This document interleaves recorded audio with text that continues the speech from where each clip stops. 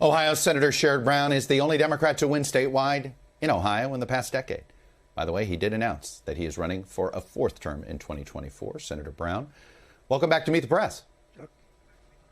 Good to be back. Thank you.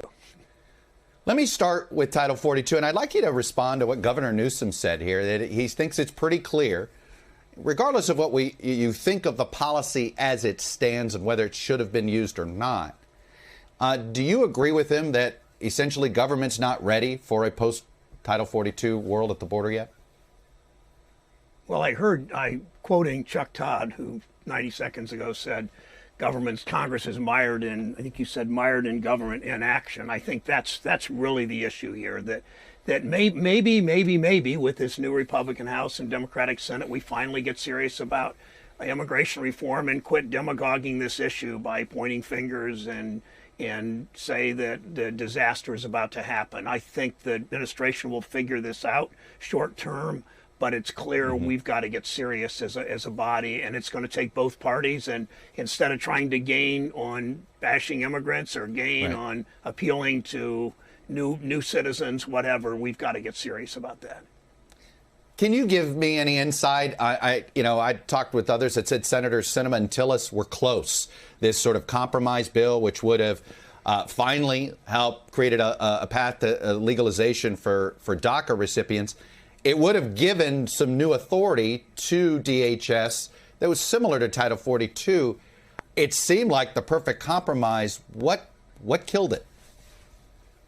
No, I don't. I think it was probably looking across. I can't speak for Senator Sinema or Senator Tillis, but probably looking across the Capitol and seeing the chaos in the House right now, that even if we were able to do something in the Senate. But I appreciated their focus on DACA, on the Dreamer kids, who essentially are Americans except for the paperwork.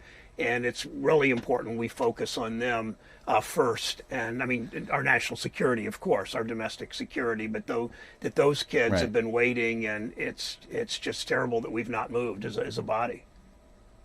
Look, you brought up, I think rightfully, the issue, how it gets demagogued, the issue of immigration. I think about the state you represent, and you're going to be running for re-election in 2024. You know there's a lot of folks in the middle who are not very empathetic to what's happening at the border. How do you change the tone of that conversation to get them to accept a compromise like the one that Sinema and Tillis were trying to put together? I think they will. I think my voters in Ohio are reasonable, and we're a slightly lean Republican state now. I don't hear a lot about immigration from voters, except people on the far right that always want to gain political advantage by talking about it. I see when serious-minded people talk to me about immigration, they're looking for something like Tom and Kirsten are suggesting. And I think that there is and they're also emphasizing the Dreamer kids, the DACA kids, who, as I said, are essentially Americans except for the paperwork. Let me shift gears to something you're also very focused on right now, which is, as head of the Senate Banking Committee, it's what to do about crypto and what we've learned from FTX and Sam Bankman-Fried. I got to play what the U.S. Attorney from the Southern District of New York said earlier this week. Let me play that for you.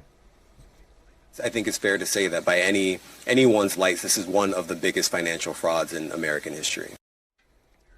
And a big part of this financial fraud is how much, frankly, Sam Bankman-Fried, his executives, FTX, took advantage of political parties' hunger for campaign contributions and essentially used political donations to create the illusion of credibility for what many people think is a Ponzi scheme. I know probably where your head is on this, but my goodness, that's a huge vulnerability in our system, is it not? Of course it is. And too much money in politics, too much unreported cash in politics. But FTX is only a huge part, but one part of this problem. You originally said I chair the Banking Committee.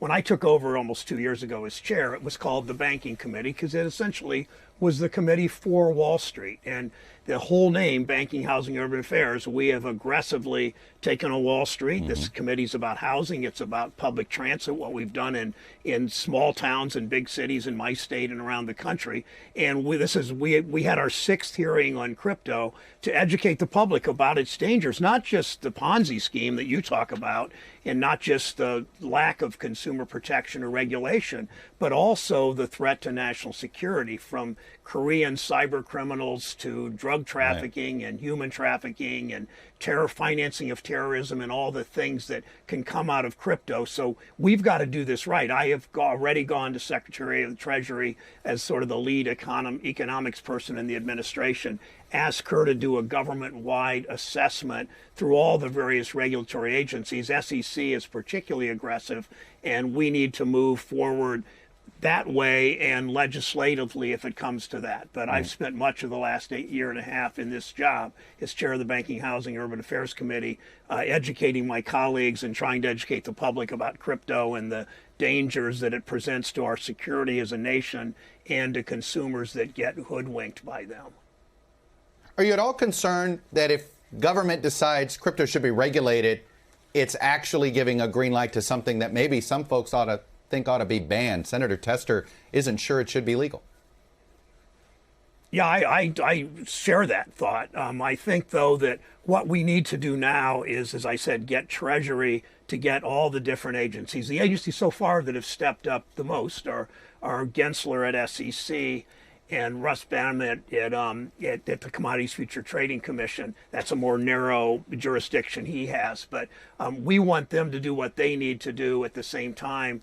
Maybe banning it, although banning it is very difficult because it will go offshore, and who knows how that will work. So this is a complicated, unregulated pot of money. It's been in so many ways. I mean, the Sam Bankman-Fried was at one point worth, they said, $30 billion, and now he's worth probably less than zero and may very well face jail time. But FTX is not the whole issue. That's what the focus started in our committee, but we really broadened it to discuss all the other, in every other nook and cranny in our economy where these people rear their heads. Let me ask you a couple political questions. Do you think the Democratic Party, should support Senator Kyrsten Sinema's reelection bid in 2024?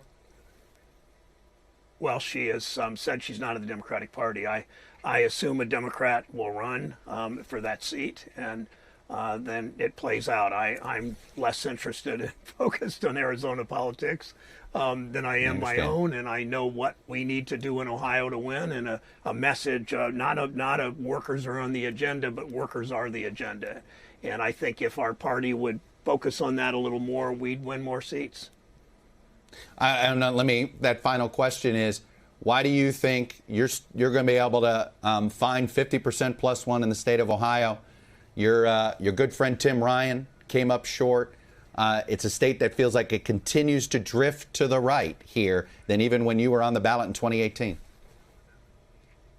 Well, I won by 7 points. Last two elections, I won by 6 and then 7 points. I win because I focus on workers. I look at the last 18 months as huge accomplishments. What we did with Senator Portman on the bipartisan infrastructure bill, the strongest Buy America provisions ever in federal law. What we did on the PACT Act to help those veterans with 23 different diagnosed illnesses will get coverage. Those veterans exposed in Iraq and Afghanistan to those football field-sized burn pits. The Inflation Reduction Act, taking on drug companies. I mean, this was a year and a half of great accomplishments. I'll take those home. The voters overwhelmingly support, I believe, all of those positions that we took and issues we passed to deliver, not to mention the child tax credit, not to mention 100,000 Ohio union members have had their pensions protected. All of those things. I know that sound like campaign speech, but you asked for it, Chuck. That's how I'll win. In fairness, I did. I asked a campaign question, so I'm going to get a campaign answer. Finally, let me ask you about what we expect to hear from the January 6th committee tomorrow, making formal criminal referrals to the Justice Department. Do you think that's necessary? Do you think that that's helpful or hurtful to what the Justice Department is currently doing with the former president and January 6th?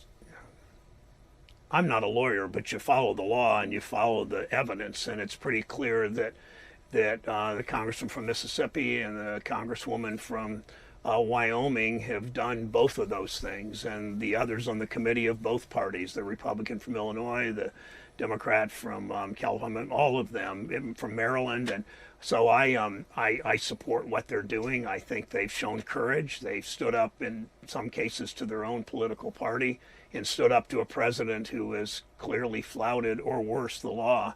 So I applaud their efforts. Senator Brown, before I let you go, are you guys going to be able to pass a budget before Christmas, or are you coming back between Christmas and New Year's to wrap things up? No, we're coming back Monday. We'll finish in the next few days, and the country will be better off because we've done it right. Well, I hope the sake for all of your families that you are able to get home for Christmas. Senator Brown, Thanks, appreciate you coming on and sharing your views, and enjoy the holiday season.